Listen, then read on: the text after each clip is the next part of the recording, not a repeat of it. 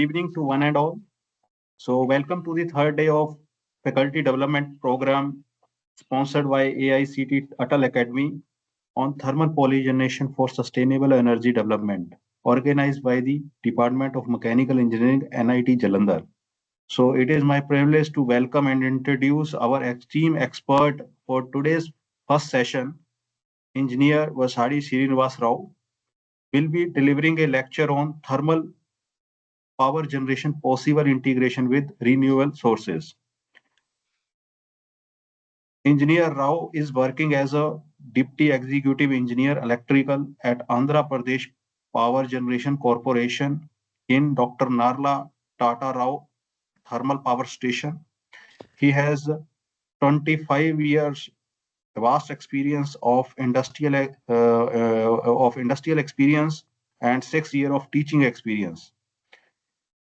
He is a former lecturer and in charge head of electrical department at VVRSR Polytechnical College, Gudla Bleru, Andhra Pradesh.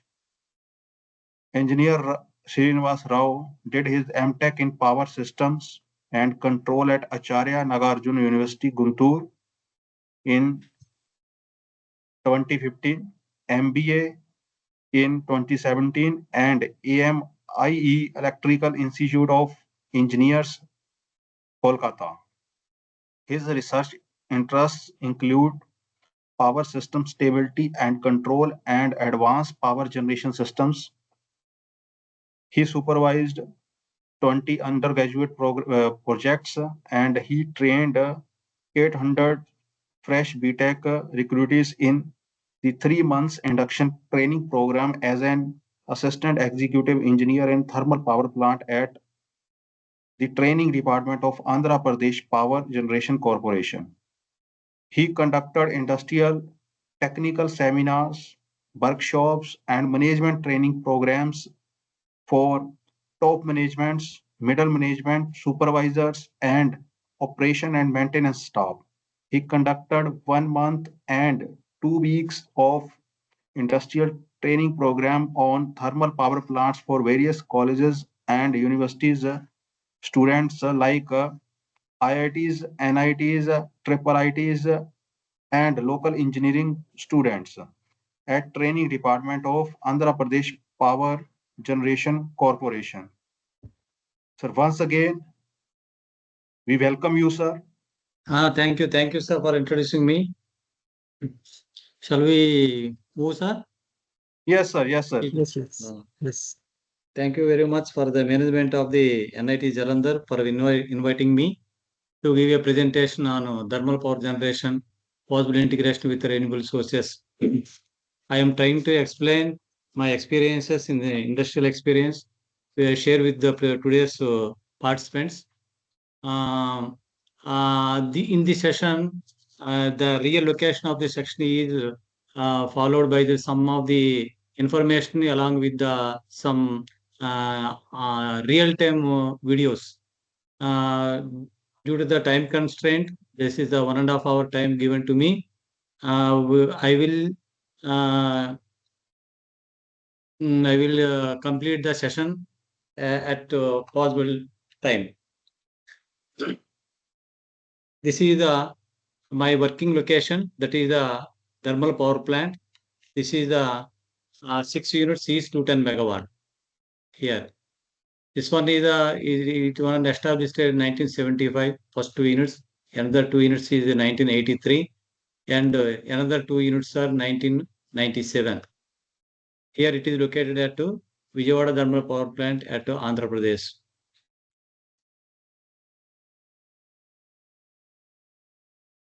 Just I am trying to display the power sector scenario in India. That is the total installed capacity as on 30/11/2000 as per the index of the Central Electricity Authority. Generation capacity sector-wise is as follows. Central, the installed capacity is 104 gigawatts. That is in percentage of share C 22.9%. In state sector, that is 108 gigawatts. That is the share in total is 23.7, and private sector is the 243.97 gigawatts. that is 53.4. From this slide, we conclude that major role of the contribution from the private sector. Total is the 456.75 757 gigawatts of generation capacity in India as on today, as on 2024 November. The installed capacity, that is thermal. Regarding the category wise, that is coal and lignite and gas and diesel, fossil fuels. These are the fossil fuels. The contribution of the installed capacity is 211 gigawatts, that is a 46.2% share, and lignite coal, that is Neyveli, that is 6,620, 1.4%. Gas is 248.18 gigawatts, that is 5.4%. Diesel is the 589 gigawatts, that is the megawatts, that is the 0.1%. This is regarding the contribution of the fossil fuels all over the India is the 53.2, that is the 243.057 gigawatts. That is the contribution of the fossil fuels. What about the regarding the non-fossil fuels? This is the history of the non-fossil fuels. That's the renewable energy, including the hydro. That is 205.521 gigawatts. That is the 45%. Wind, solar, and other renewable solar contribution is like this, 46.96. Right. Total, the non-fossil fuels is the 213.7 gigawatts. That is the percentage share in total is the 46.8. Out of the what I'm trying to explain here, the non-fossil fuels occupies around 50 percentage, 50-50. The total installed capacity, that is the fossil and non-fossil, is 100%. That is about total installed capacity of the India is 456.757 gigawatts. This is the power sector scenario. India is the world's largest power producer as well as the consumer also, third largest consumer also. The total installed power generation in India as on 30/11/2024 is 456.757 gigawatts. That is including the fossil and non-fossil, what we have shown in the earlier slide.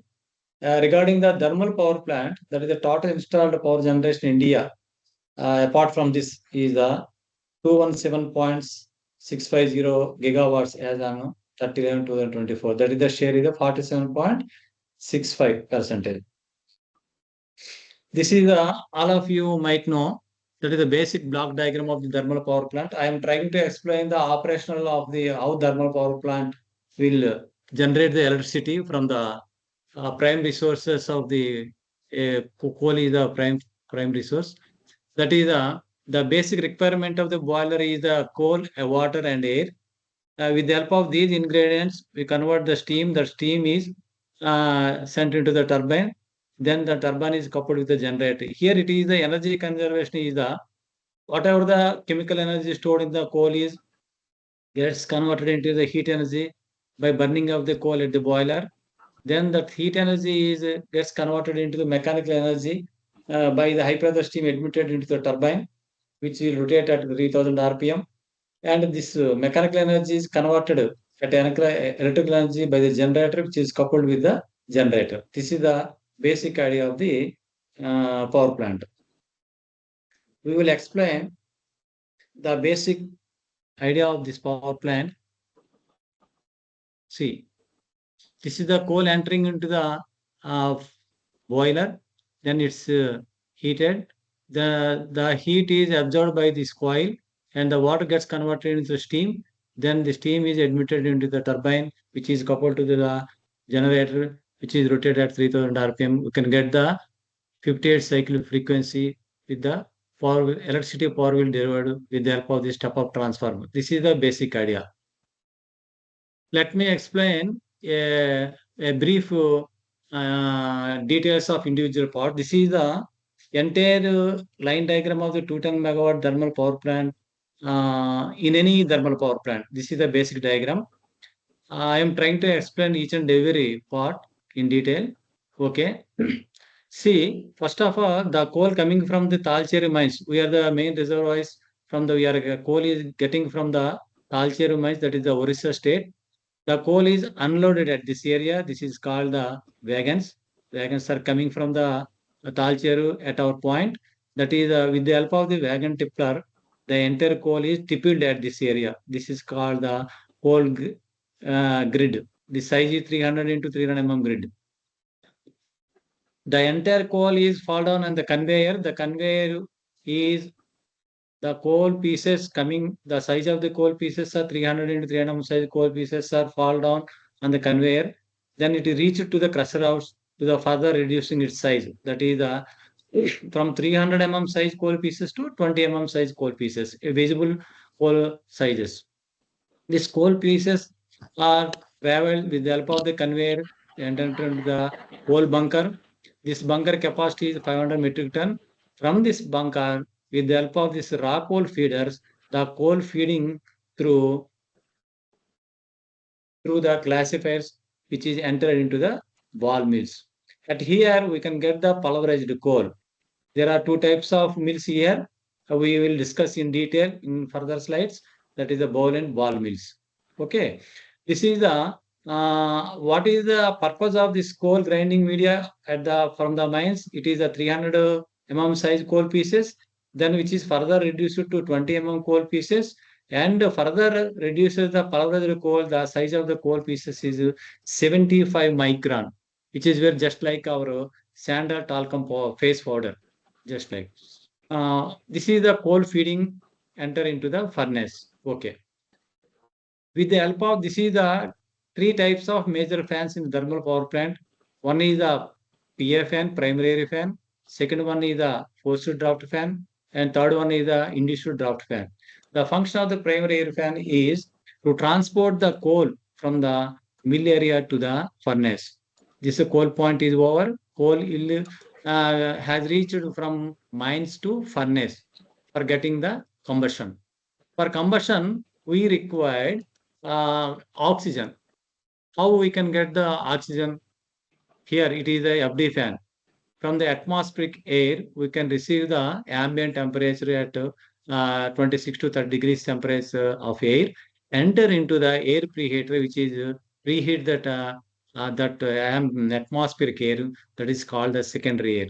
That secondary air enter into the furnace for the proper combustion of the coal efficiently and effectively. Then coal is coming and oxygen, that the air is coming. At the initial stage, this furnace requires the oil support. Oil, that is the HSD oil and light oil support for burning of the coal. Initially, we need oil. This is the fuel oil pumps. Separate section is there in every power plant. For the startup procedure, light oil and heavy oil. Heavy oil is used for the initial startup of the furnace with the help of the igniters. Once the furnace, once the coal is burnt at this furnace area, theoretically, the heat energy, that chemical energy contained in the coal gets converted into heat energy at this furnace area. The temperature is around theoretically 1200 degrees centigrade, out of which 50% of heat is gained by these water walls. This is the entire boiler. This is the entire called as the boiler. This boiler consists of the so many coils, that is economizers, superheaters, and reheaters. Whatever the steam converted at the water was reached to the boiler drum. From the boiler drum, the steam super saturated, the dry saturated steam enter into the coming from the boiler drum. This is the red line. See, enter into the superheater. The outlet of the superheater is entered. That is the MS steam, main steam, enter into the high pressure turbine. Here in 210 megawatt, there are three types of turbines. That is the HP turbine, intermediate pressure turbine, low pressure turbine. Here once the main steam with the parameter 150 kg and 540 degrees centigrade steam entered with the controlling valve, entered the high pressure turbine in order to get the proper work done. After getting the work done, the exhaust steam is re-enter into the reheater coils. The steam coming from the HP turbine is known as the cold reheat line. Okay, this steam is enter for the further heating purpose. This is the reheater coil. The outlet of the steam outlet of the reheater, called the steam name is HRS, hot reheat steam. That is at around 37 kg per cm square and 540 degrees centigrade. Inter This is the control valve. This steam is enter into the intermediate pressure turbine, which is adjacent to the HP turbine. Both are coupled in the same shaft. Okay, after work done at the intermediate pressure turbine, the steam is enter into the last stage of turbine, that is the low pressure turbine, with the parameters of 7 kg per cm square and 310 degrees centigrade. Okay, after work done is done takes place at the LP turbine, the exhaust steam is dumped into the condenser. Okay. At this condenser is maintained at negative pressure. Hence, the entire steam gets condensed into the water. That is called the feed water. Just technically known as that feed water is known as we called as technically condensate. That condensate collected at the hot well. Then coming to this condensate, enter into the inlet of the condensate extraction pump. The purpose of this pump is to extract the condensate, which is convert the steam into the condensate at the condenser area. After that, the steam is entered into the main air ejector. The purpose of the main ejector is any gases, non-dissolved gases are happened, the which is removed from this main ejector and with the 45 degrees centigrade. Then the outlet of the steam is enter into the gland steam cooler. Here the temperature of the a little bit increases from 45 to 48 degrees centigrade. Then another device is called the drain coolers. What are the drains collected from the that is HP turbine, IP turbine, LP turbine, different locations? We can collect the drain cooler, enter into the drain cooler. Why? Because the conversion of the water into the steam is a very costly procedure. Why? Because during this process we can't waste this uh, exhaust steam in different locations. We can collect all the points and collect it into the drain coolers. This condensate enter into the low pressure heater 1, 2, 3. There are three heaters are there in this 210 megawatt thermal power plant, which is for reheat the steam from 60 degrees centigrade to 120 degrees centigrade. Here, what is the heat source is there are the blood stream is coming from the LP turbine. There is the three tappings are taken from the LP turbine points. That is 1, 2, 3, 3, 3. Which with the help of this temperature of the steam, this condensate of the temperature will increase from 60 to 120 degrees centigrade. That 120 degrees centigrade condensate is entered into the deaerator. This deaerator function is any non-dissolved gases should be removed at this deaerator, which is very harmful to the boiler drum. Why? Because this oxygen is reacted with the ferrous material that form the ferrous oxide. That is called the rust. A scale is formed inside the boiler drum, which is dangerous to the life of the boiler drum. We have to remove the non-dissolved gases at here.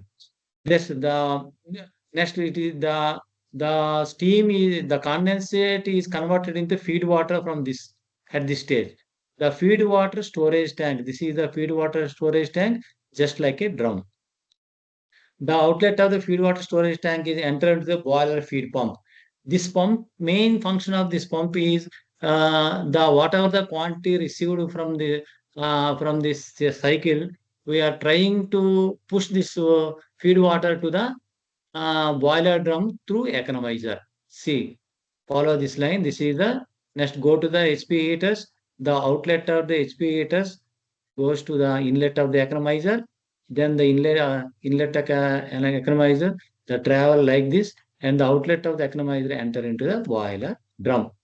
We start at here with the steam. We enter at the same location. This is a closed loop cycle. We have closed loop. This is the entire power plant like this. Like this is the steam circuit and water and condensate circuit. Regarding the flue gas path, whatever the coal is burned at this furnace area, the entire coal gets converted into flue gases. Some flue gases are traveled and escaped through electrostatic precipitators and like this line. This flue gas path is traveled, first enter into the air preheater, then goes to the electrostatic precipitators, then ID fan, and the escape of the ash particles will let out into the through the chimney to the atmosphere. Here the major function of the electrostatic precipitators in the flue gas path is we can collect the 85% of the ash particles at this area. The remaining 15% we collect at the bottom ashing and duct hoppers, air pit hoppers like that. We will discuss in detail. This is the flue gas path. This is the coal pass, and this is the steam and water circuit and condenser circuit like this. Okay, what is the sources of the condenser? Here the cooling tower is located here. It is used to condensate the temperature of the outlet temperature is around 40 degrees centigrade. With the help of the cooling water, the condensate gets cooled down to the 9 degrees centigrade. We can reduce that is from 30 to 31 degrees centigrade like that. This is about the overall idea of the thermal power plant. Here, whatever the power generated, here it is a power generated. That is the entire three turbines coupled with the 15.75 kilowatts 210 megawatt generator, which will deliver the voltage of 15.75 kilowatts. That is 15.75 kilowatts is step up to the 220 kilowatts. That 220 kilowatts is connected to the grid. This is the our switchyard area. This is the how electricity is produced from the coal mining plant to the from the coal to the uh, grid. That is the basic idea. Now let us discuss about the in detail. Actually, the thermal power plant mainly has the 7 modules. That is the coal handling plant, boiler and its auxiliaries, turbine and its auxiliaries, generator auxiliaries, and the common auxiliaries, and instrumentation controls and switchyards. This is the total entire topics. We have covered in this area is only a little bit of coal handling plant and detail in boiler auxiliaries and turbine auxiliaries. We will cover in this session. Later on, we will discuss the poly generation concepts. Okay. Regarding the coal handling plant, there are the major parts, that is the wagon tipplers and crush house and bunkers. This is the coal coming from the mines. The size of the coal pieces are like this. This is the 300 coal pieces sizes. This is the belt conveyor. This is the roller. This conveyor is moved over the roller to the bunker. This is the wagon tippler. The function of the wagon tippler is to tipple the whatever the coal received from the mines with the help of the wagons. With the help of this wagon tippler, we can unload at this coal handling plant. Here the size of the grid size is the 300 mm and 300 mm size pieces. Whatever the coming, this is the over size of the above the over size of the 300 mm size coal pieces is manually reduced with the help of the hammer. With the help of the some workers are there around this area. If any oversize coal pieces are coming from the mines, it will reduce with the help of hammers. We can reduce and fall down into the conveyor. Okay. For better understanding how to unload and tipple the coal, we can visualize through videos. This is the in-hall battle movement. This is the arrangement, a separate three-phase induction motor which is used to driving mechanism. The entire bogie or wagon move to the weighing machine to take the net weight of the coal. This is the one type of the arrangement. Next. Afterwards, this is the another type of moving the vehicle. That is the function of the side arm charges by the wagon tipper at coal handling plant. This is the side arm charges device. There is the arm is there. With the help of this arm, the bogie is placed at the weighing machine, at the right portion of the weighing machine, to take the how much amount of coal can receive from the mines. Okay.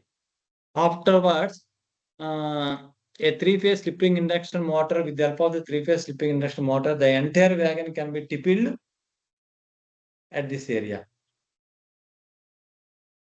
The tippling and unloading and loading the time cycle is the 5 minutes. This machine takes the 5 minutes at a power plant. Next, this is the open box capacity of the unloading the coal. That is the capacity is the 600 metric ton per hour. Cycle time is 15 minutes for unloading and unloading the on the belt conveyor. Net weight of the coal each wagon is the 50 metric ton. The total weight of the is say for example 60 metric ton. The tear weight of the is a 10 metric ton. The 60 minus ton is a 50 metric ton average. That is the net weight of the coal. Here the operator is decoupled when the bogie is sit on the weighing machine, the platform of the weighing machine.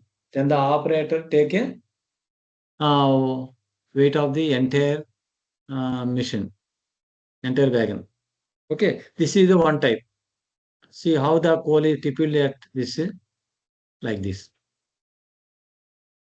The cycle time is 5 minutes. Due to the time constraint, I will little bit fast during the videos. This is the one type of unloading. This is the another type of the unloading the coal. This is the BOR system. That is the bottom open bogie rapid system of the coal unloading at the coal handling plant. This is the capacity 3000 metric ton per hour. This is the 1 minute required for whatever the coal carrying the entire wagon. We can unload with a span of 1 minute. Earlier, it takes a cycle time is 5 minutes. It is one time. See how the coal is unloaded at. This is the hydraulic cylinder. We can release the gates with the hydraulic cylinder.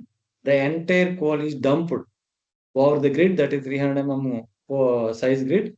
Beneath this track, there is a coal conveyor is there, which is go to the crusher house for reducing the further size of 20 mm size coal pieces.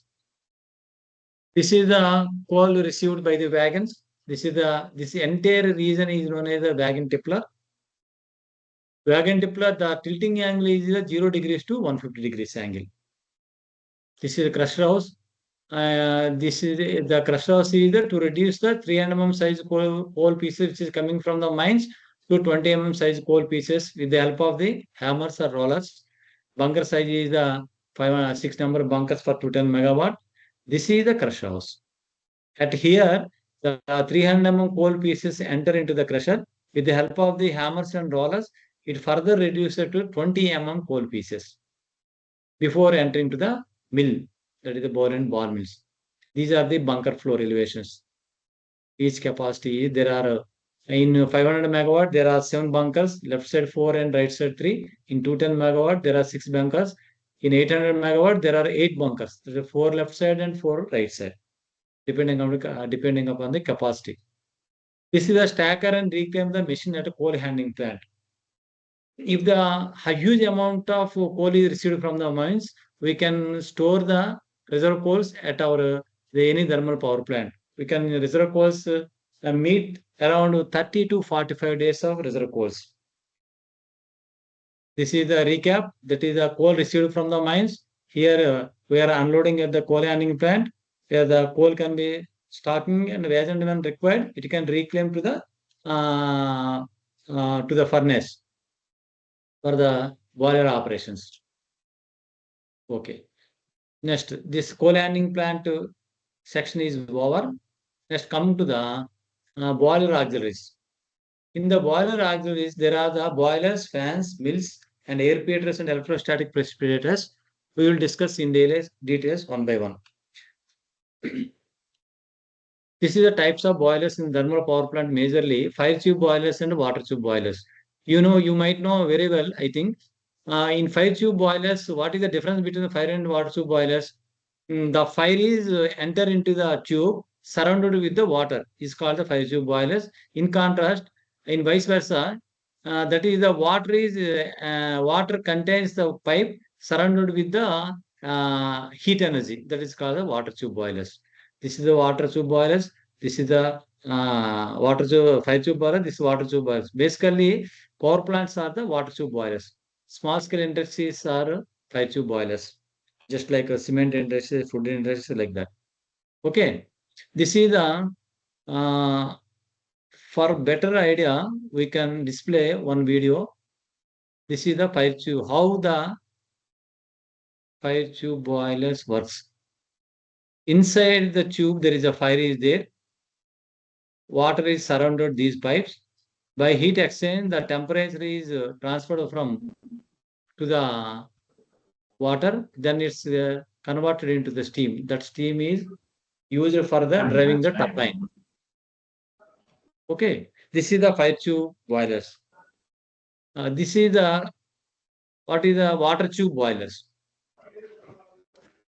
This is the water tube boilers. This is the these straight lines. You can keenly observe. This is the vertical straight line. This is called the water tubes. These water tubes are welded side by side, form like a wall. The left side water tube and right side, rear side, and front side form like a room. Inside there is a coal entered, coal, oil, and air entered for the proper combustion. Like that, this is the fire tube boiler, water tube boiler. Okay.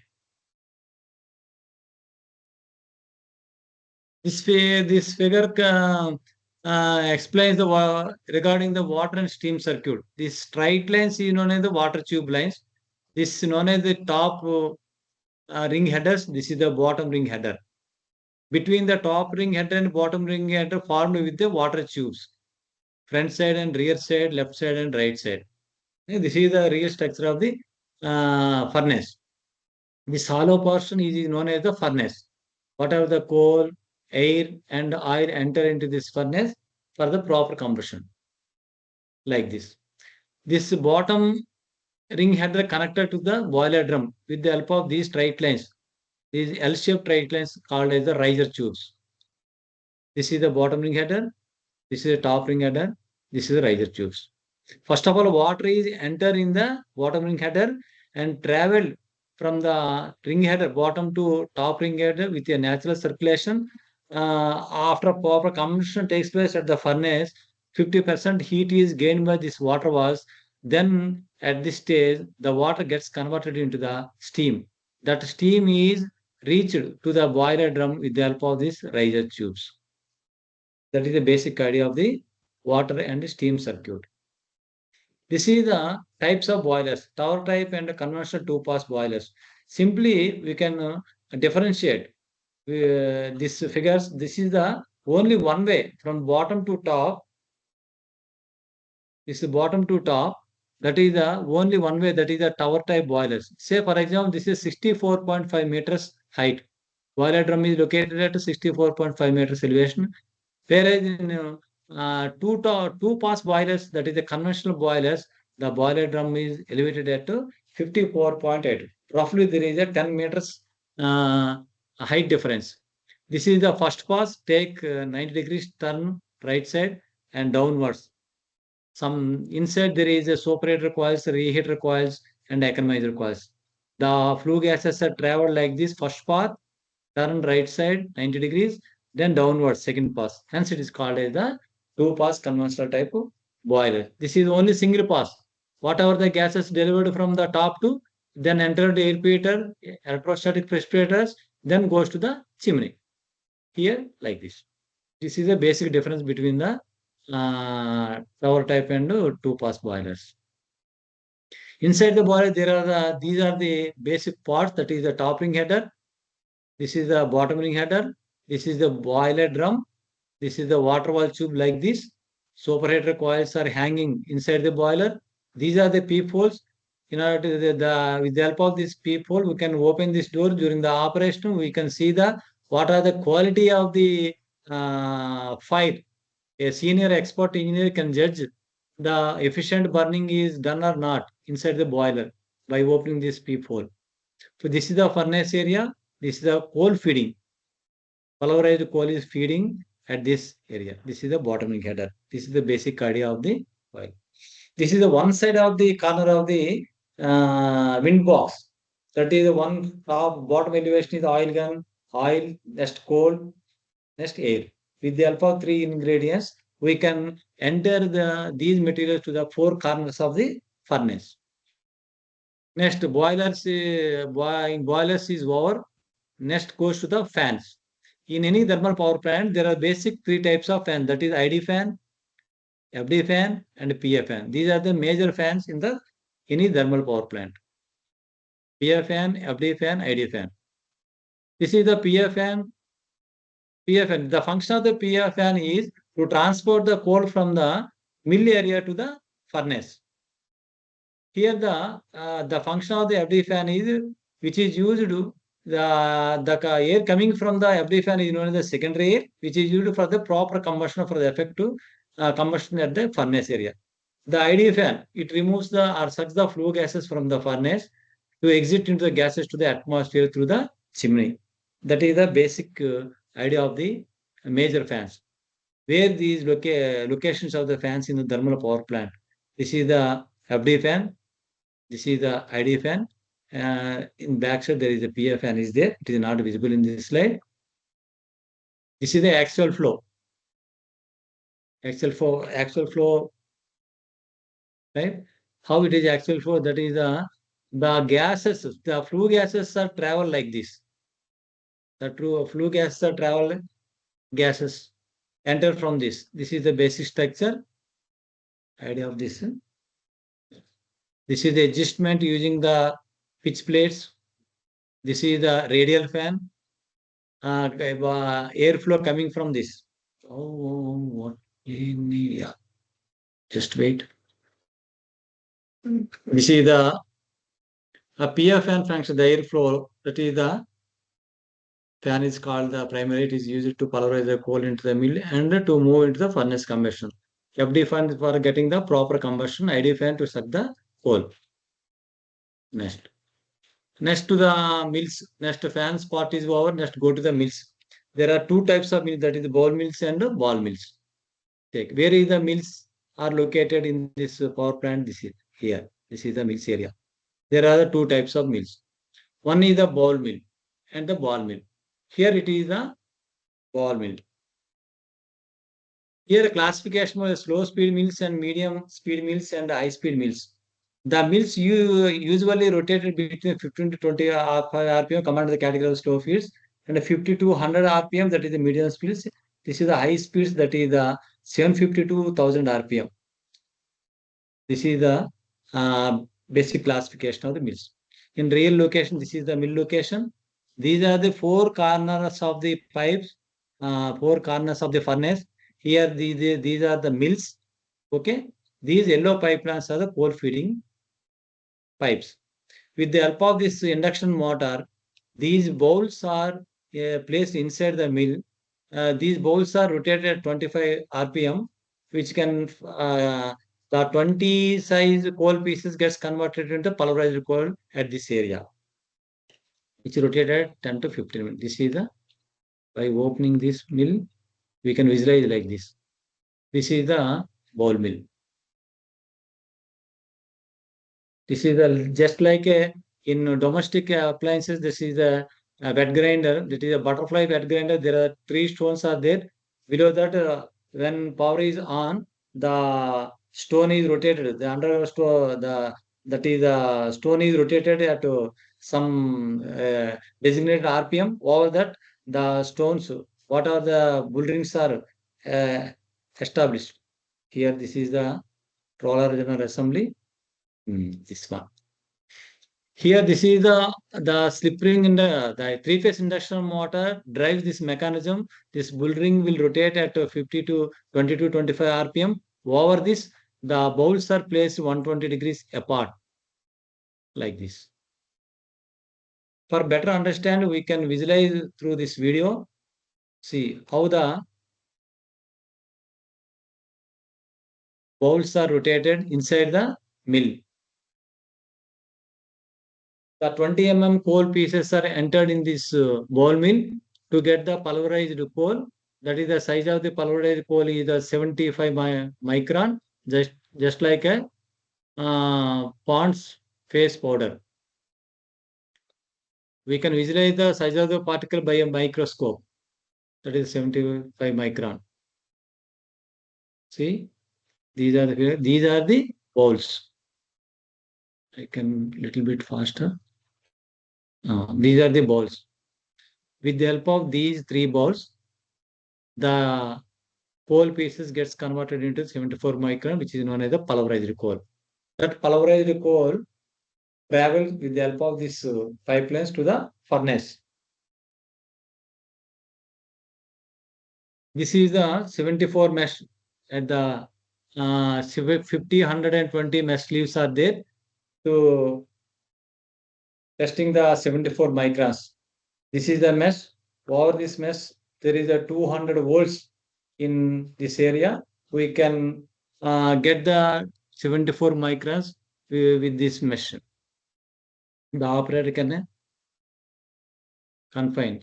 That is the next type of the mill is the ball mill. That is the 15 to 25 RPM. This is the ball mill. 30 mm, 40 mm, 50 mm dia, forged steel, chromium, manganese round balls are located in the mill drum. That is mill will rotate at 15 RPM. The size of the coal entering the boiler drum is 20 mm. Due to the impact and friction method, the 20 mm coal pieces gets converted into the 74 micron. The 6 meters length of the pulverized zone, 4.7 meters diameter. We can easily travel, an ordinary man can easily travel inside the mill. This is the drum front section. This is the finished product. This green color is the forged steel balls. With the help of these forged steel balls, during the rotation, during the friction and impact method, the 20 mm coal pieces gets converted into the pulverized coal within this mill, like this. This is during the maintenance of the mill. By opening the manual door, we can enter into the mill to examine the inside the rollers and liners, is it eroded or not, and the status of the balls are also examined. This is the ball feeding system. Initially, we can feeding the 50 mm diameter ball. During this operation, the 50 mm diameter ball comes reduced to 40 mm, then 40 mm ball reduced to 30 mm. Finally, during the every quarter, we can examine the during the maintenance period, we can remove the worn out balls for every every quarter in the year. That is the 30 mm, 40 mm, 50 mm balls, diameter forged steel balls. This is the size of the ball, just like a cricket ball. The size of the ball, rollers, balls are like this.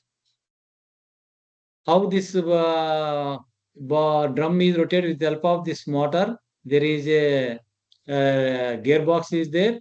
This 1440 RPM, the motor will rotate at 1440 RPM, which is coupled with the gearbox, which will rotate at 50 to 25 to 50 RPM, depending upon the size of the mill.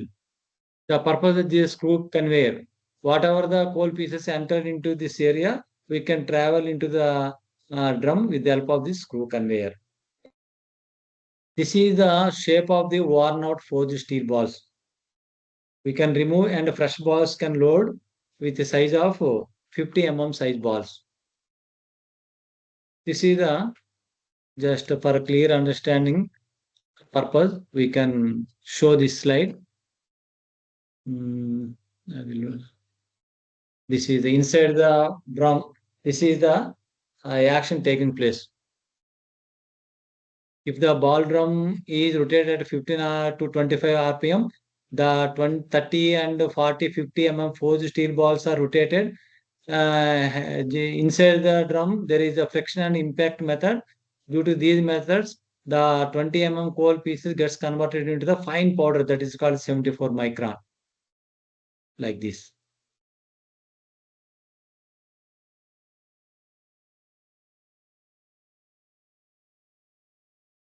This is the four corners of the furnace. This is the corner one. This is the corner 2, corner 3, and corner 4. This is the coal feeding pipelines. These are the ball mills.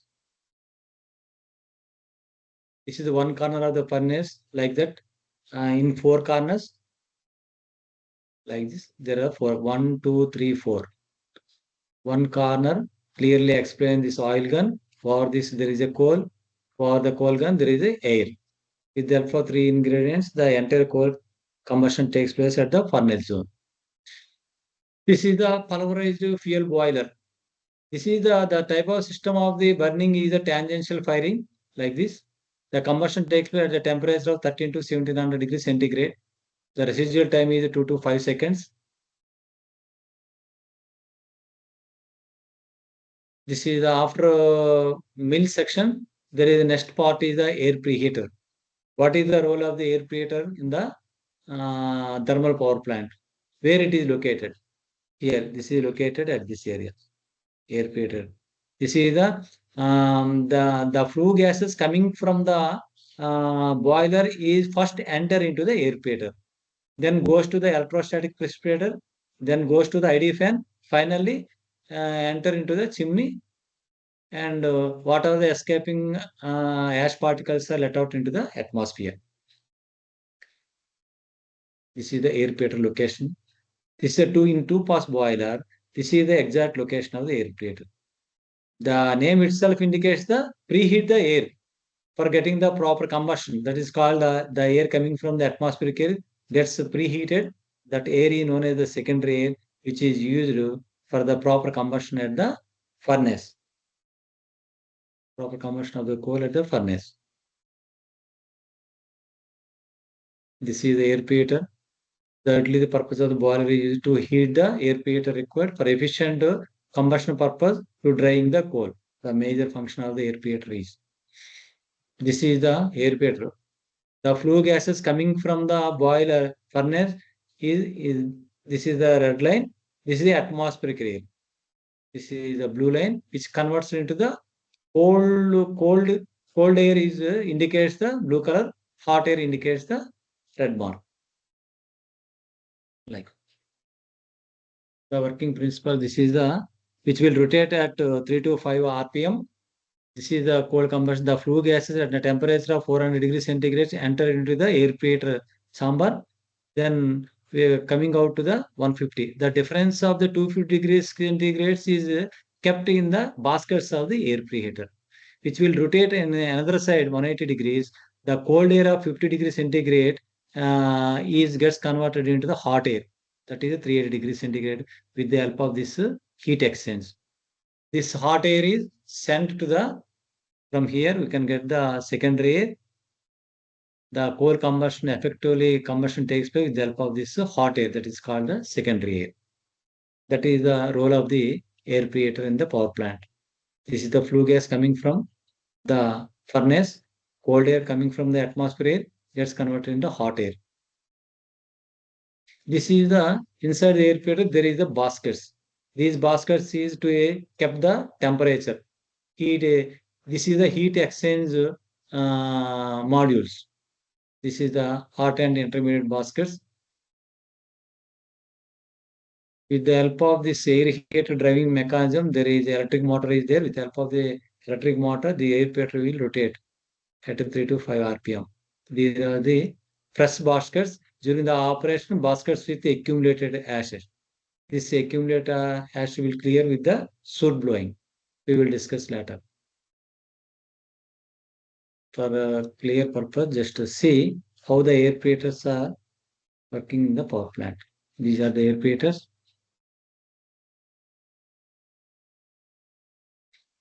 With the help of this electric motor, these air preheaters will rotate at 3 to 5 RPM. The flue gas, one side the channel, we can enter the flue gases. This is the flue gas 370 to 125. This is the cold air to the hot air. That is the 30 degrees centigrade to 340 degrees. That is the secondary air, the proper combustion, for getting the proper combustion. The accumulated ash will be collected at the baskets of the air preheater. We can clear with the help of the so steam, we can clear the entire accumulated ash inside the basket. We can clear. Otherwise, if you're not clear with the steam, the heat transfer will the performance heat transfer will reduce. That is the purpose of the air preheater in the thermal power plant. Advantages is the boiler efficiency is increased, stable in the combustion of the furnace, combustion intended with the use of the hot air. It is a faster load variations is possible with the help of this air preheaters. These are some of the advantages. Disadvantage is only a leakaging problem. To arrest the leakages of the flue gases, very difficult to maintain the air preheater maintenance, high maintenance, and fire hazards also takes place during the operation also. Then come to the next part is the electrostatic pressure. What is the role of the electrostatic precipitation in the thermal power plant is the major role of the electrostatic precipitators in thermal power plant is the dust extraction, dust collection equipment. Here it is the located. Here the location of the here the exact location of the electrostatic precipitators. Whatever the flue gases coming from the furnace enter into the air preheater, then ESP, then ID fan, then finally goes to the chimney. This is the location of the this is the exact principle of the electrostatic precipitators. It extract the flue gas, the dust particles from the boiler furnace.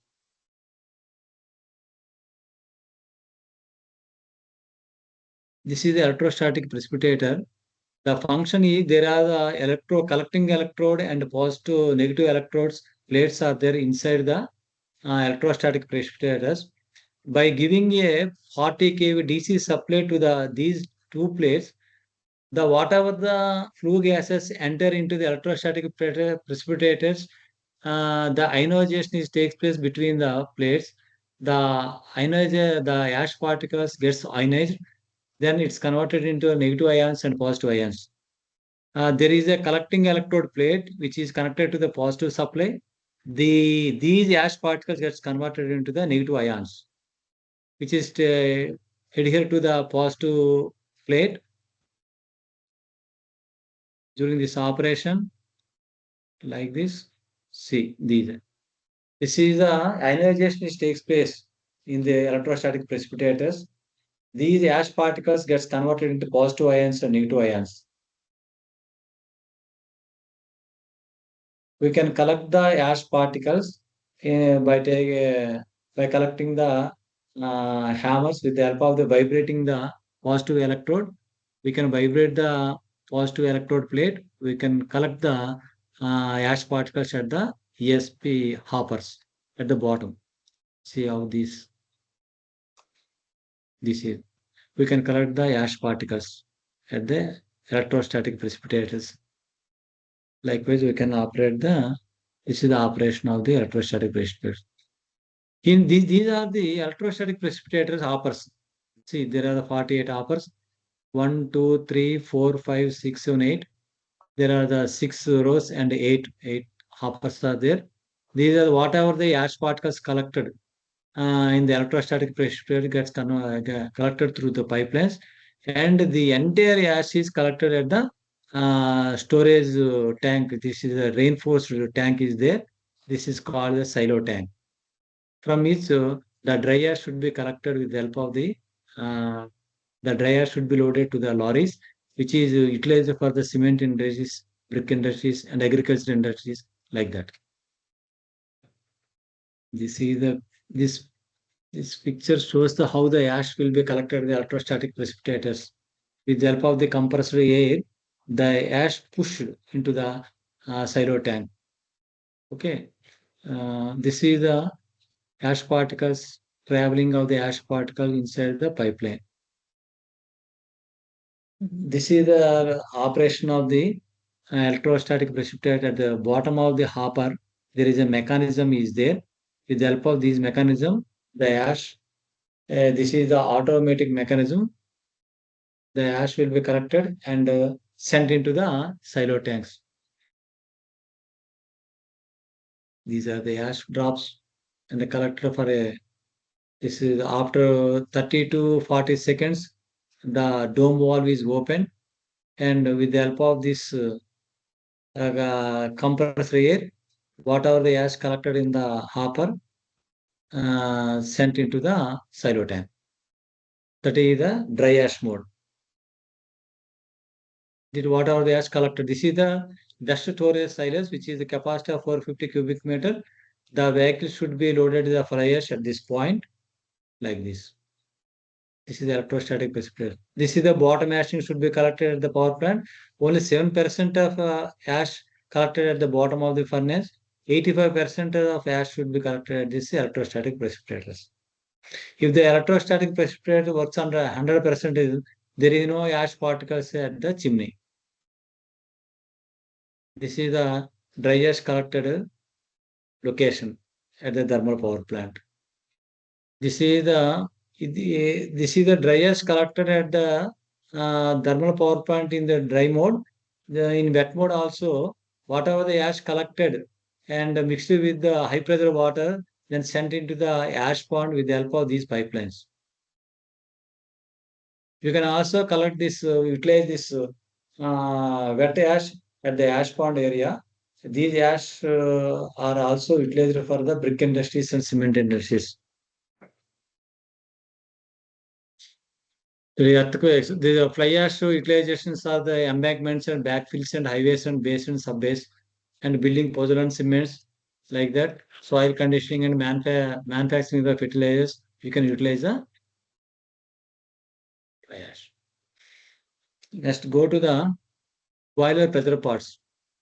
Here, the basic pressure parts are there. Description of the boiler in the thermal power plant is the steam generator boiler is a single pass tower type, reheat natural circulation, single drum, balanced draft, and dry bottom open hopper type. It is designed for a burn coal as a principal fuel. See, this is the pressure parts. This is the economizer. This is the economizer in the single pass boiler. There is a superheater coils. These are the superheater coils and the reheater coils. These are the reheater coils. What the hanging portion coils is the reheater coils. And these are the water valves. Safety valves. This is the boiler drum or there is a safety valve is there to protect the boiler drum in case of the emergency. And superheater. These are the superheaters placed in between the superheater coils and low temperature reheater coils. These are the boiler drum. This is the boiler drum. These are the riser tubes. Okay. The function of the economizer is temporarily extracting the temperature from the flue gas. It increases the feed water temperature in the thermal power plant. This is the exact location of the economizer. Advantages is increase the coal can be saved and increase the efficiency and decrease the combustion rate. That is the main advantage of the economizer. The economizer specifications is the design temperature is 425. The real location of the economizer coils in thermal power plant is like this. Then go to the separator. Where it is located in separator, it increases the temperature of the main steam temperature with the help of the temperature of the flue gases to get the saturated steam, which is admitted to the separator. The outlet of the separator is known as the supersaturated steam, which is entered into the turbine. This is a superheater coils.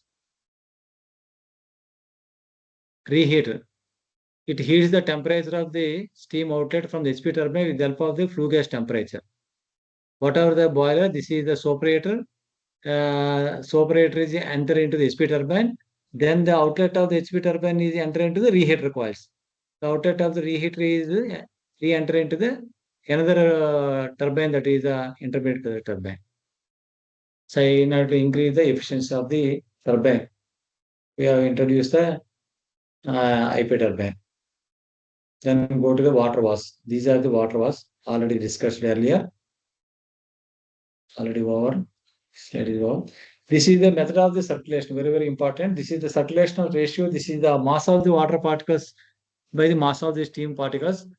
The method of circulation is the natural circulation. The circulation ratio is 4 to 30. That is a natural circulation. This is the water is coming at this area. With the help of this heat transfer, this water gets converted into the steam. The steam is traveled from this area to the boiler drum with the help of the natural circulation. If the height is very high for the higher megawatt, that is 500 megawatt and 800 megawatt power plants, the height of the boiler increased from 56 meters to the 80 meters. Then we need forced circulation boilers. There is a pump is there.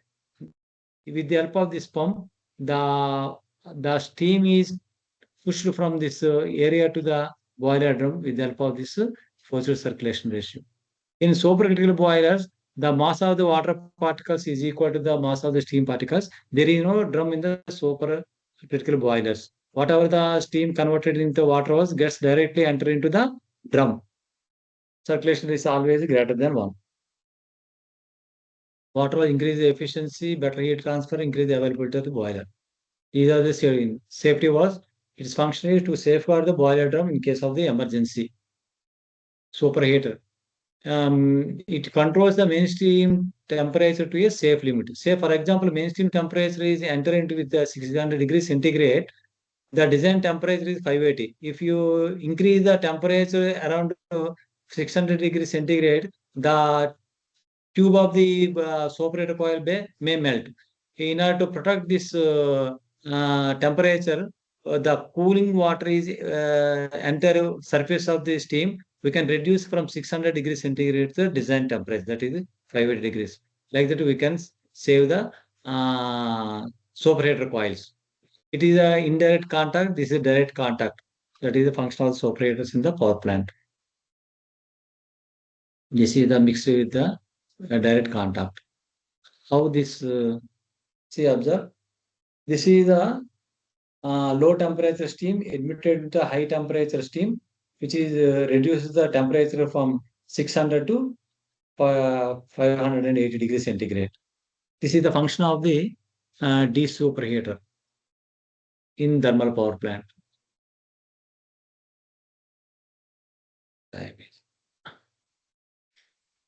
The desuperheaters are located in between these two coils in between.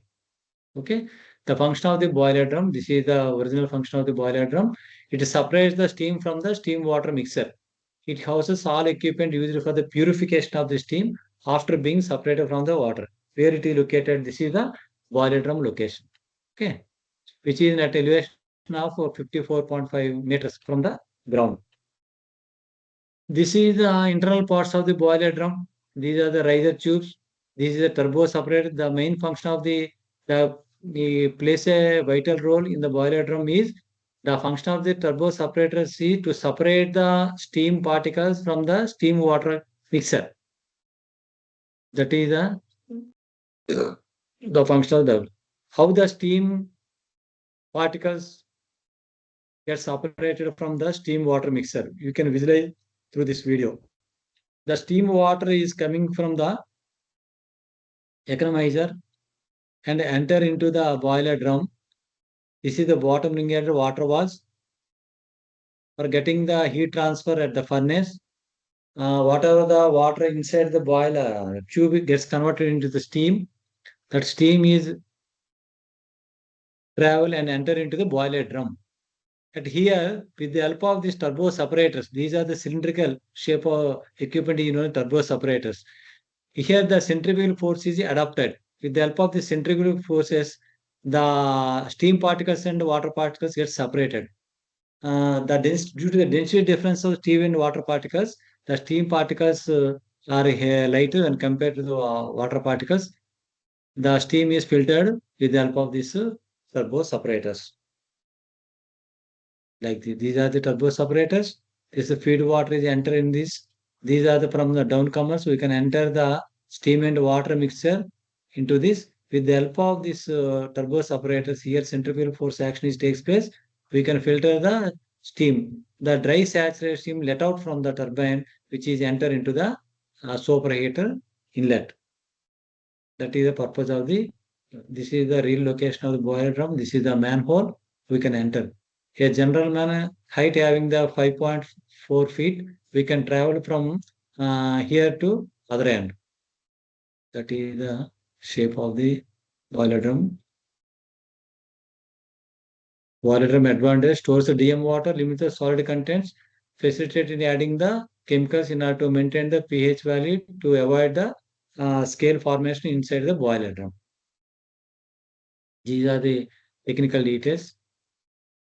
This is the thickness of the boiler drum is 133 mm. That is 13.3 centimeter. The huge thickness is there. During the erection time, the semi off circle and another top of the off circle we can properly weld during the process of the boiler drum. This is the hemisphere, the left side and right side. We can properly weld with this cylindrical portion. We can design at the fabricated area of the boiler drum. These are the safety valves of the boiler drum. Here the boiler drum is located in the power plant at 53 meters elevation. Okay. These are the riser tubes. These are the turbo separators in the boiler drum. How we can separate the water particles here, turbo separators, first stage, second stage, and third stage. We can separate the steam particles from the steam and water mixer.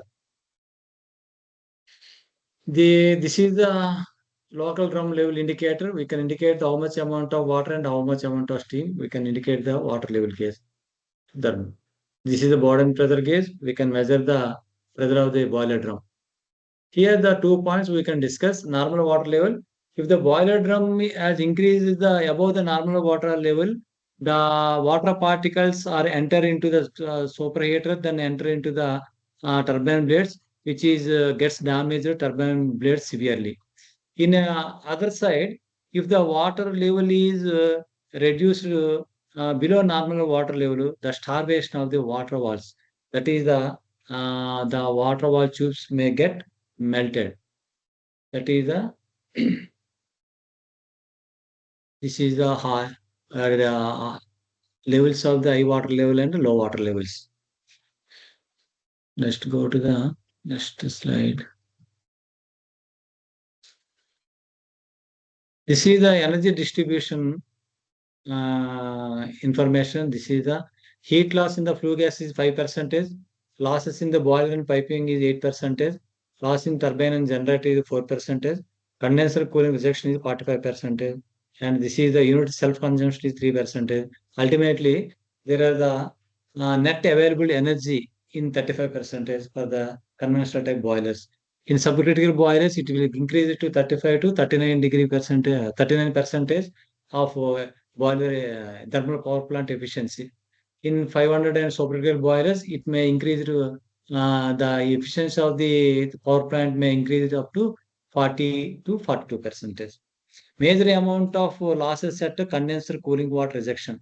A lot of research work is going on how to reduce this condenser losses by 45 degrees to 40 or 30 degrees centigrade.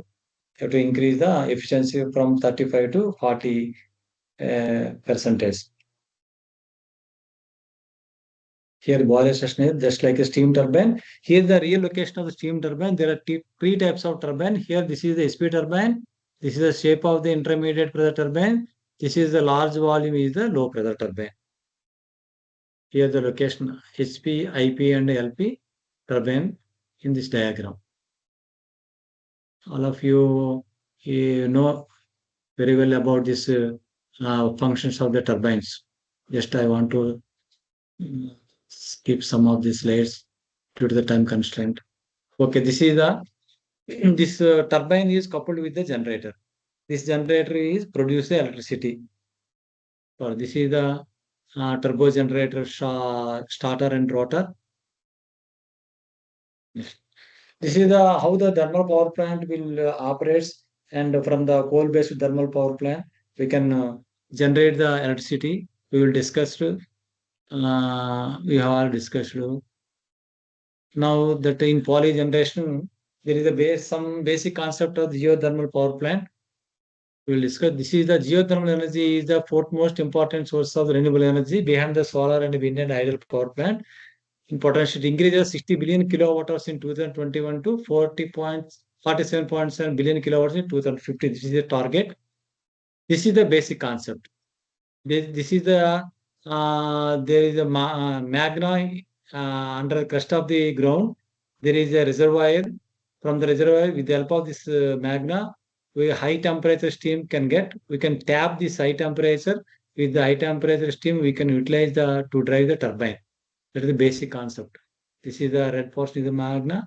This is the high temperature steam. We can collect the high temperature steam from this below the earth by digging at 10,000 feet distance. We can get this high temperature steam, high temperature water or high temperature steam, which is used for to driven the turbine, and ultimately we can get the power, electricity power.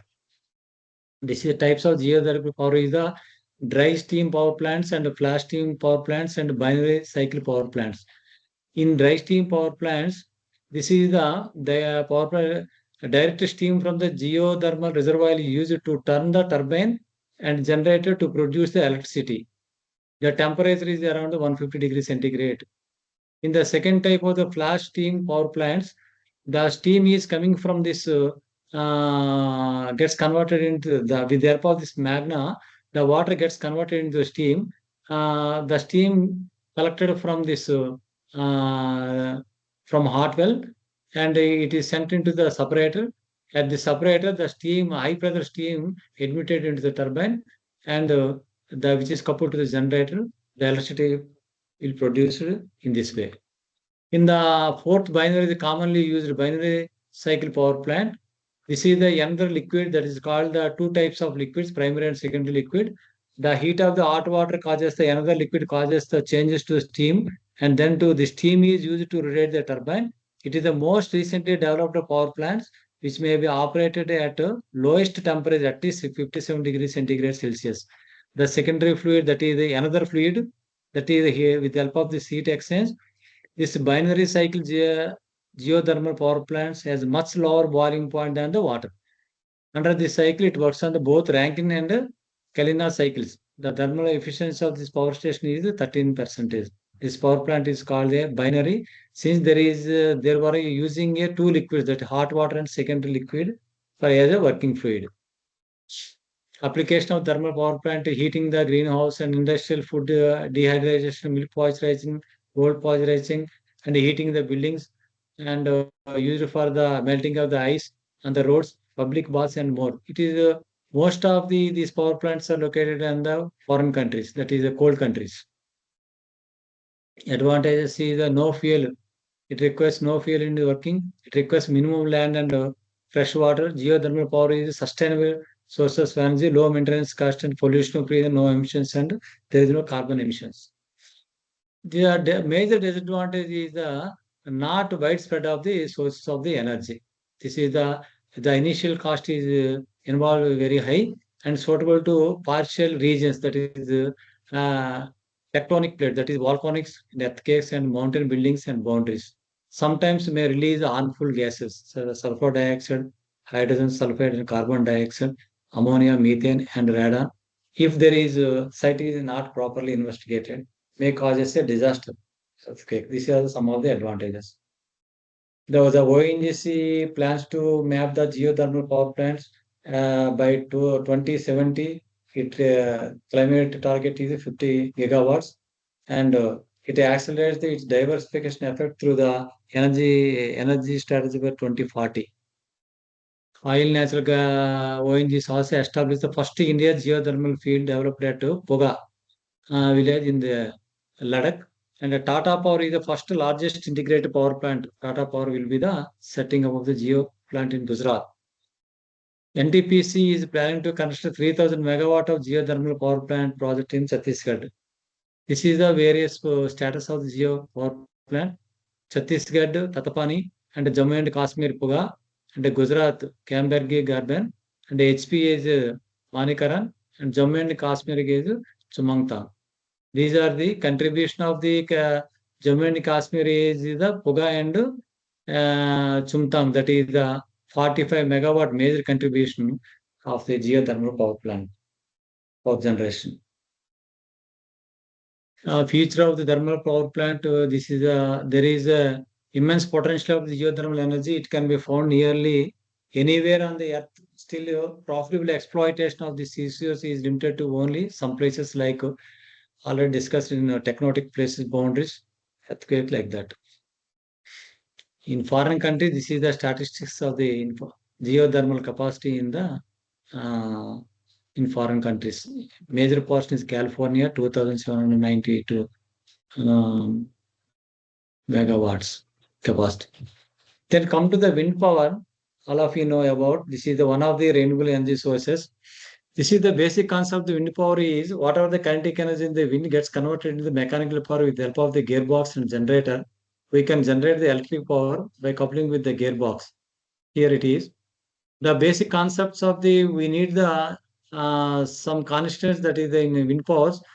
We need 120 feet to the 160 feet blades are required, and it rotates at 10 to 20 rpm. The height of the tower is 250 feet to 300 feet. There is a rotor hub and a rotor shaft.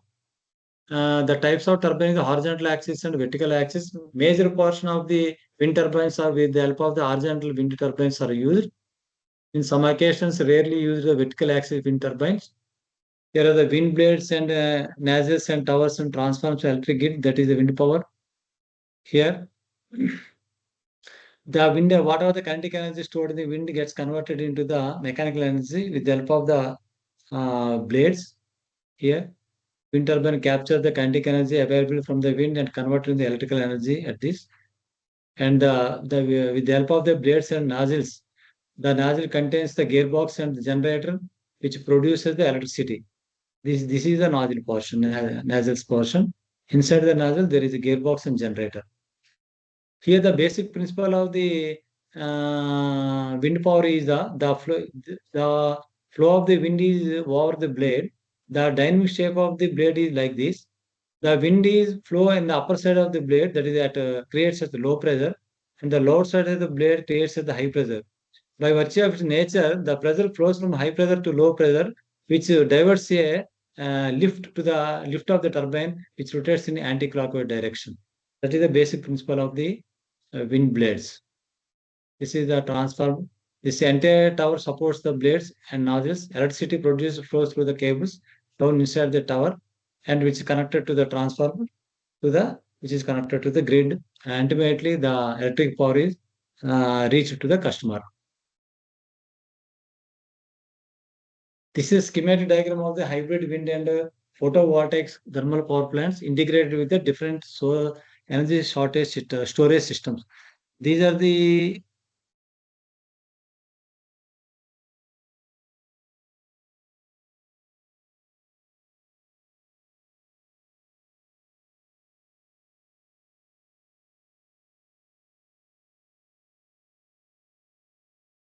अरे हाँ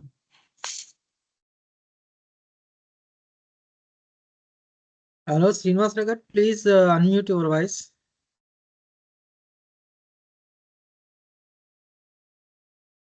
Hello, sir.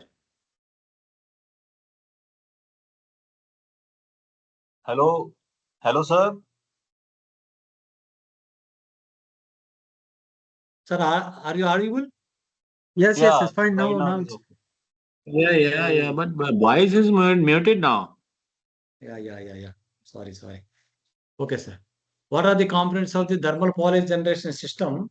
That is the thermal sources, geothermal, solar thermal, industrial waste, heat and biomass, and heat from the natural sources. The another energy storage system is thermal energy storage to manage the demand and supply. This is the third component is the organic Rankine cycle, combined heat and power, and absorption of chillers and absorption of chillers.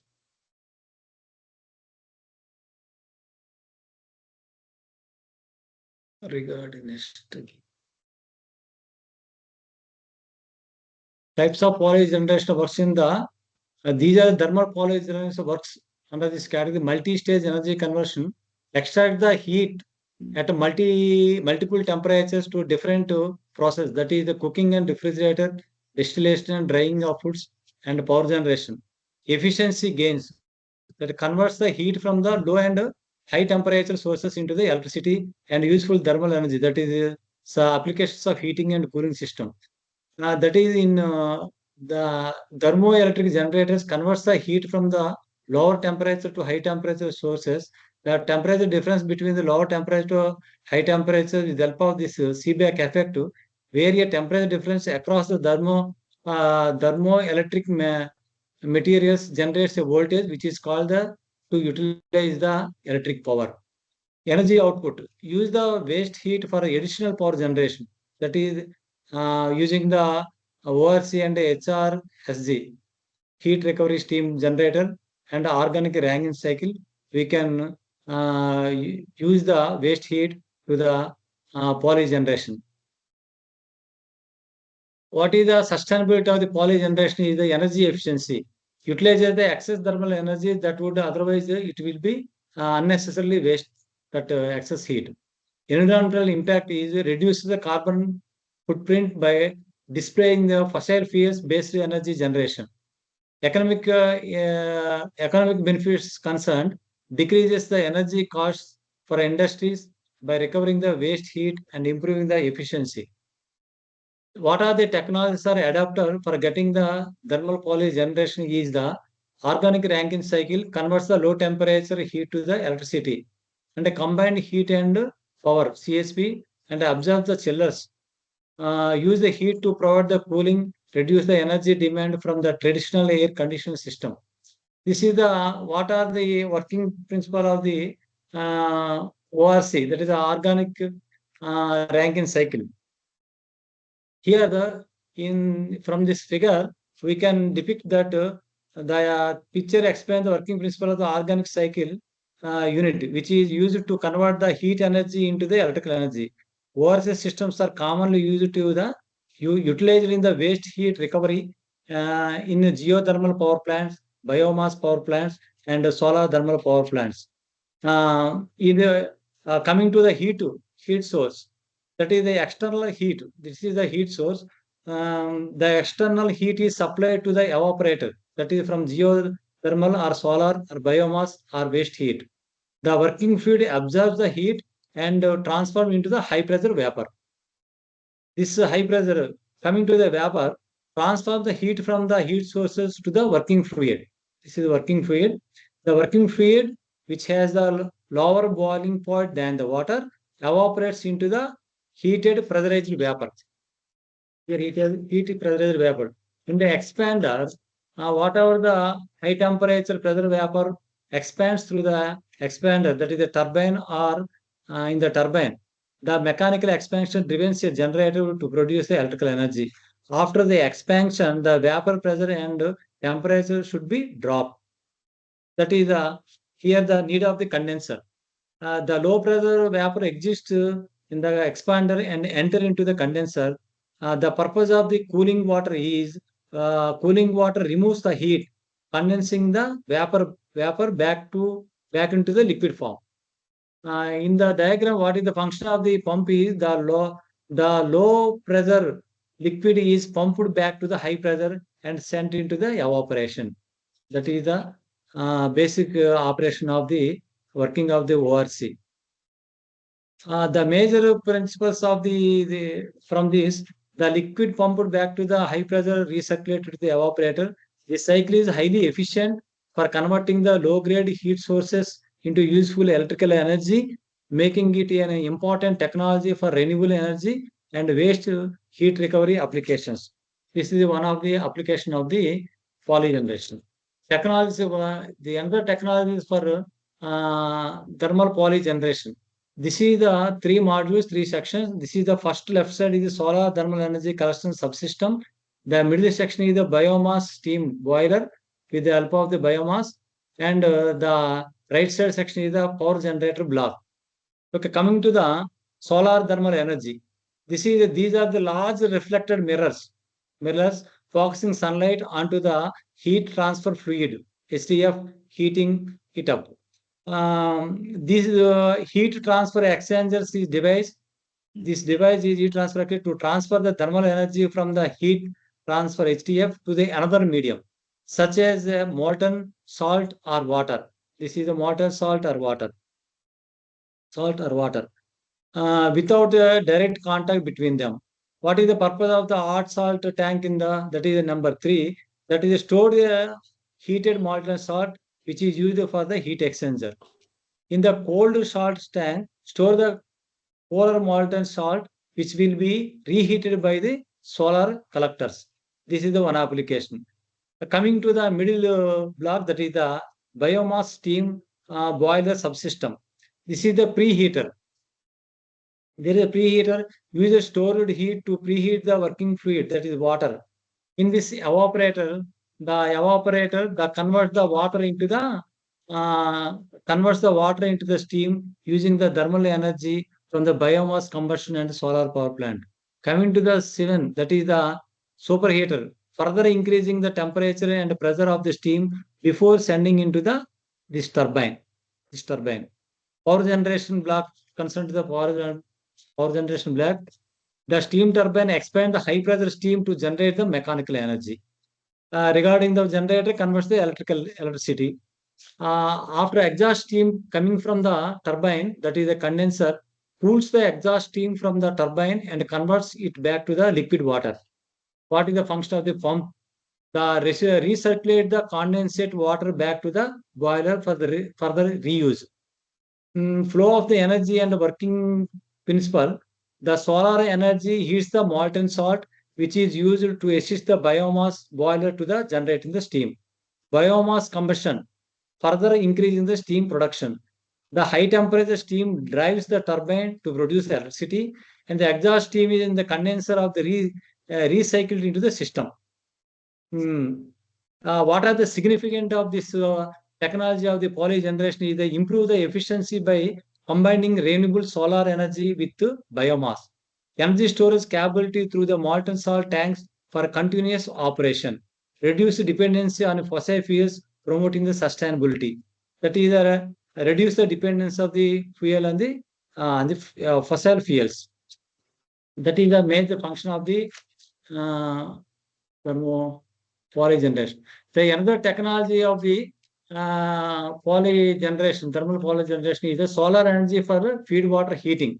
Here, this is the solar parabolic cross collectors capture the sunlight and concentrated into the heat transfer fluid (HTF), increasing its temperature.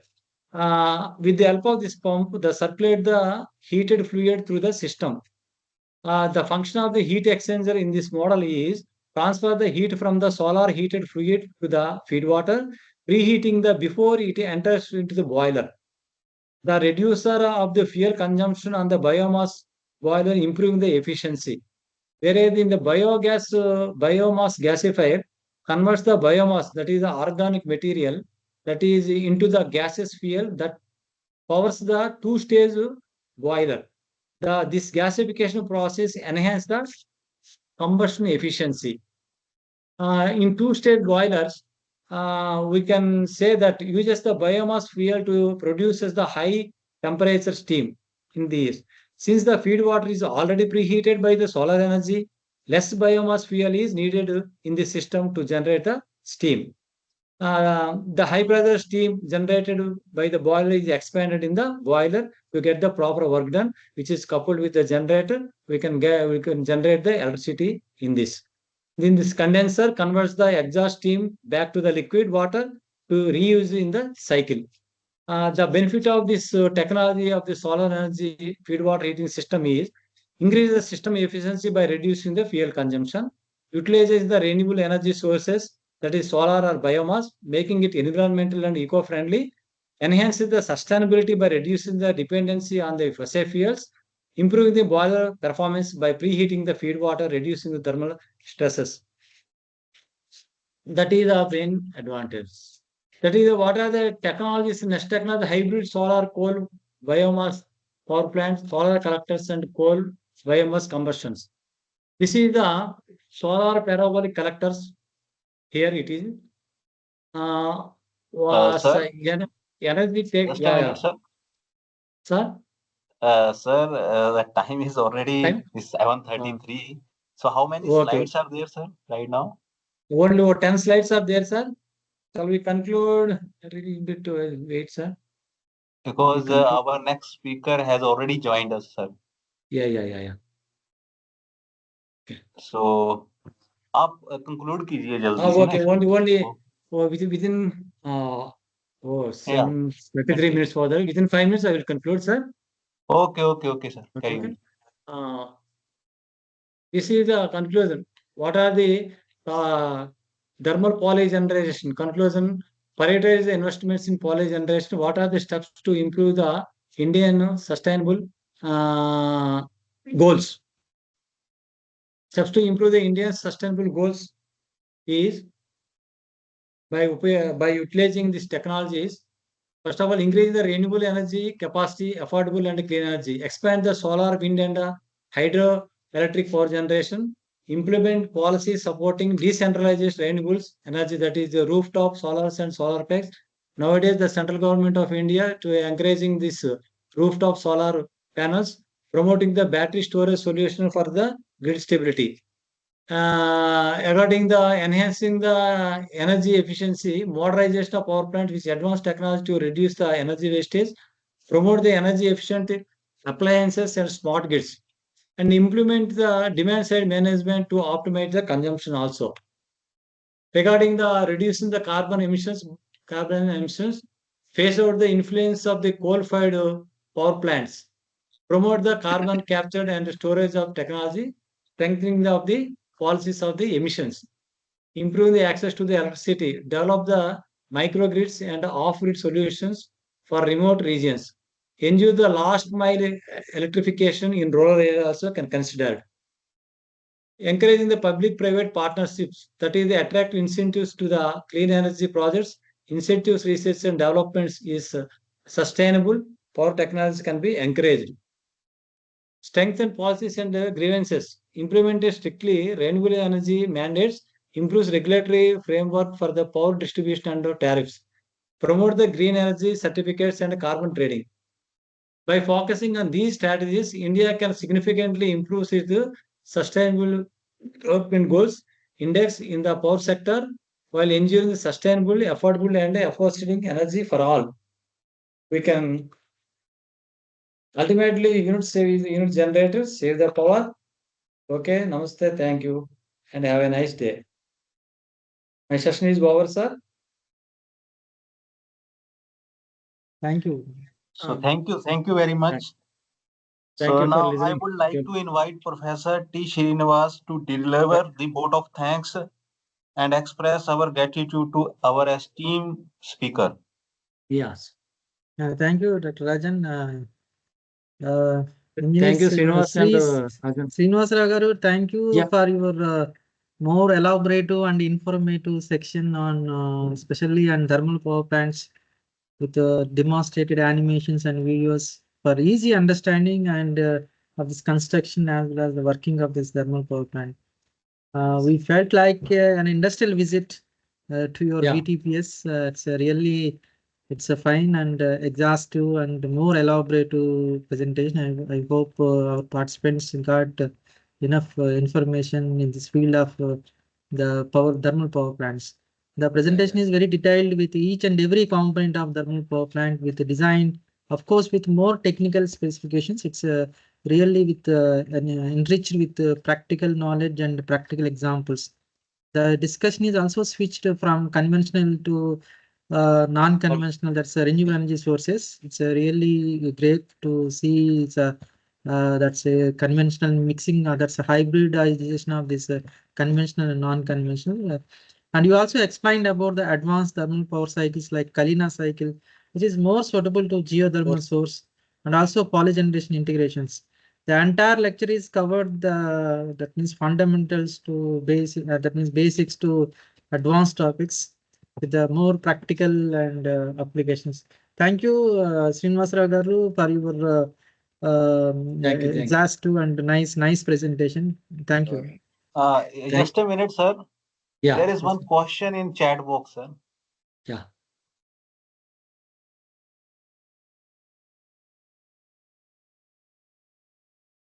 So by Akash Kumar Nivesh. Akash?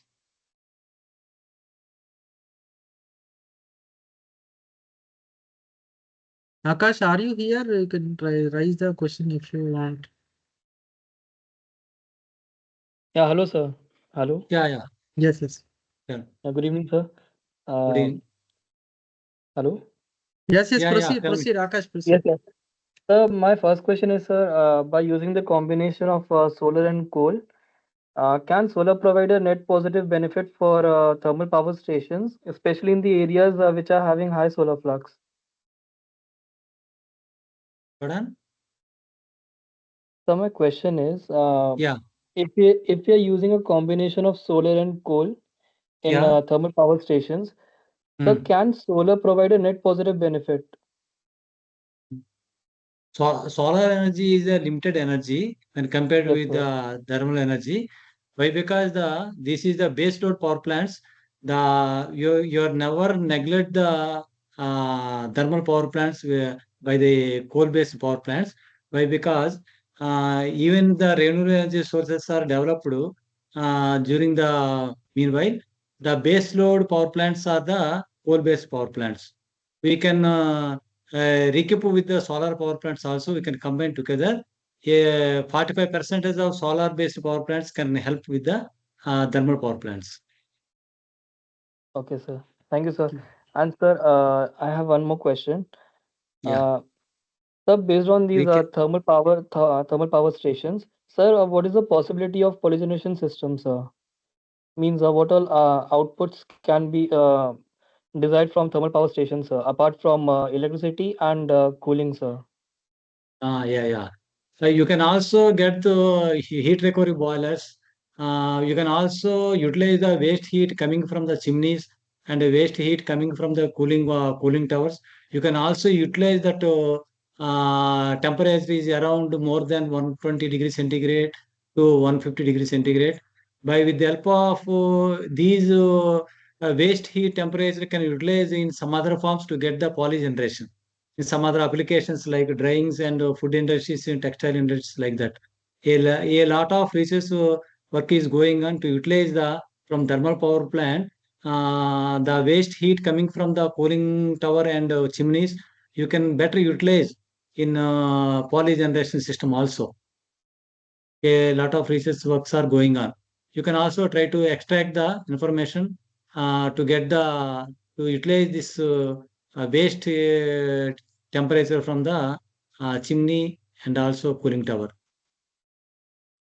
Okay, sir. You can Thank you, sir. integrate it with the Yes, sir. poly generation. Yes, sir. Okay. Thank you, sir. Okay, thank you. So once again, thank I you, would sir. I would like to thank to all the participants to listen patiently about my lecture. Okay, thank you, Ananda. Thank you very much. Thank you, sir. Sir, share your PPT slides, sir. Already shared to the Dr. Yes, yes, I Srinivas, Professor received, Srinivas sir. Rao. I received. I'll share the participants. Yeah. Yes. Shall Now. I Yes. shall I leave the session, sir? Yes. Okay. Thank you. Okay, thank you very much, Srinivas Rao and Ranjan sir, Thank you very to much. give Thank you. a opportunity to explain.